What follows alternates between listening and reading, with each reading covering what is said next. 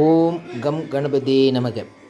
சங்கடகர சதுர்த்தி விளக்கேற்றி விநாயகரை வழிபட வினைகள் தீரும். சதுர்த்தி தினமான மாலை நேரத்தில் விநாயகரை வழிபாடு செய்வது சிறப்பான பலனை கொடுக்கும்.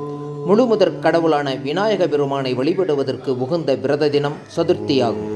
விநாயகர் அவதரித்தது சதுர்த்தி திதியில் என்பதால் ஒவ்வொரு மாதத்திலும் வரும் வளர்வரை மற்றும் தேய்பிரையில் வரும் சதுர்த்தி திதிகள் அனைத்தும் விநாயகர் வழிபாட்டிற்குரிய நாட்கள்தான். இதில் தேய்பிரையில் வரும் சதுர்த்தியை சங்கடகர சதுர்த்தி என்கிறோம். சங்கட என்றால் துன்பம், ஹர என்றால் அழித்தல்.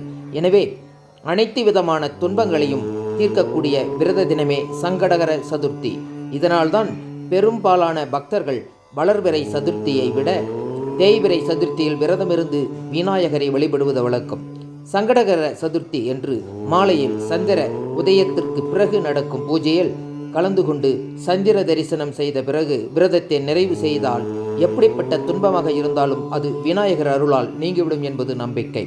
மாலையில் விநாயகர் கோவிலுக்கு சென்று 2 மண் அகல் விளக்குகளில் சுத்தமான தேங்காய் எண்ணெய் ஊற்றி பஞ்சுதிரி போட்டு தீபம் ஏற்றி கிழக்கு நோக்கி ஏற்றி வைத்து வழிபடலாம். விநாயகரை வழிபட்ட பின் கோவிலில் அமர்ந்து பிரார்த்தனைகள் மற்றும் தங்களுக்கு ஏற்பட்டுள்ள சங்கடங்களை பிள்ளையாரிடம் சொல்லி இந்த சங்கடங்களை எல்லாம் தீர்த்து வைக்கும்படி மனமுருகி பிரார்த்தனை செய்ய வேண்டும்.